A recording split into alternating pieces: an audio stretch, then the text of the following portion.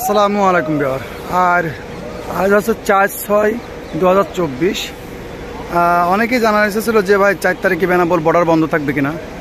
তো আসলে ওরকম কোনো নোটিফিকেশন ছিল না, এবং আপনারা যদি লক্ষ্য করেন আজও কিন্তু মোটামুটি ভিড় আছে। 6:30টার বেশি বেজে গেছে, অলরেডি যাত্রী ঢোকা শুরু হয়ে গেছে। তো আজও কিন্তু প্রচুর লোকজন আছে বলতে পারেন। আর এরকম কোনো আপডেট নাই, অর্থাৎ অনেকে মনে করছে ইন্ডিয়াতে নির্বাচনের কারণে হয়তো, কিংবা নির্বাচনের কী কারণবশত আমি সঠিক জানি না, অনেকেই মনে করে যে 4 তারিখ এবং 5 তারিখ বেনাপোল বর্ডার বন্ধ থাকবে। তো এরকম কোনো নোটিফিকেশন নাই এবং বেনাপোল বর্ডার ওপেন আছে, এটা নিয়ে কোনো আপডেট নেই আপাতত। যদি আপডেট থাকতো ইনশাল্লাহ আমরা চেষ্টা করতাম আপনাদের শেয়ার করার জন্য। এবং আজ বলবো বাংলা টাকার আপডেট আছে কিন্তু 73+, যে কোনো সময় আপডেট হতে পারে।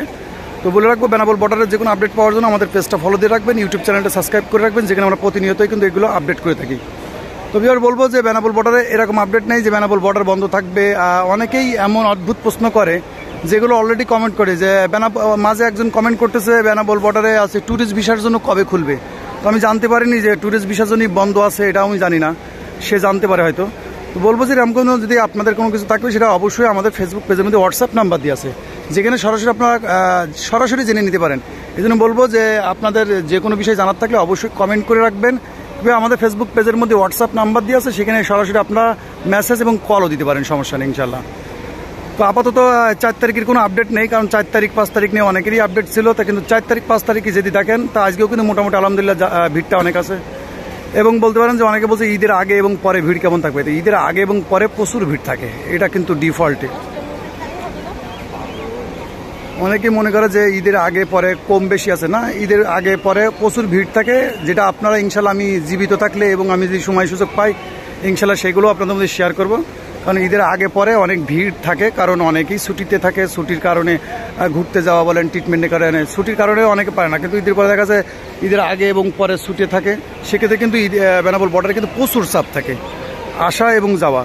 এখন বলতে পারেন যে ঈদের আগে এবং পরে, তা আগেও কিছু চাপ থাকে এবং ঈদের দিন এবং ঈদের 4-5 দিন কিন্তু প্রচণ্ড ভিড় থাকে, যেটা আমরা অনেক দিন ধরে কভার করার চেষ্টা করেছি। তারপরেও বলবো যে যদি বেনাপোল বর্ডারে আরও কিছু জানার থাকে অবশ্যই কমেন্ট করবেন। আর আজকে বিশেষ কোনো আপডেট নাই, যে যদি আপনাদের কোনো প্রশ্ন থাকে তাহলে অবশ্যই কমেন্ট করে রাখতে পারেন। তো আপাতত এই পর্যন্ত ইনশাল্লাহ। আর আমাদের ভিডিও ভালো লাগলে ভিডিওটা শেয়ার দিয়ে রাখবেন এবং আমাদের ফেসবুক পেজটা ফলো দিয়ে রাখতে পারেন, ইউটিউব চ্যানেলটা সাবস্ক্রাইব করে রাখতে পারেন, যেখানে আমরা প্রতিদিনই কিন্তু বেনাপোল বর্ডারের নতুন নতুন আপডেট আপনাদের মধ্যে শেয়ার করি।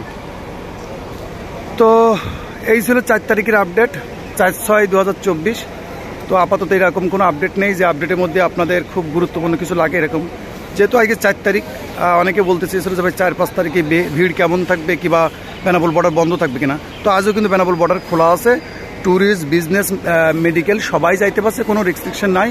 যদি ওরকম কোনো আপডেট আসে ইনশাল্লাহ আমরা চেষ্টা করবো আপনাদের আপডেট শেয়ার করার জন্য। ততক্ষণ ভালো থাকবেন এবং নিজের খেয়াল রাখবেন। আল্লাহ হাফেজ।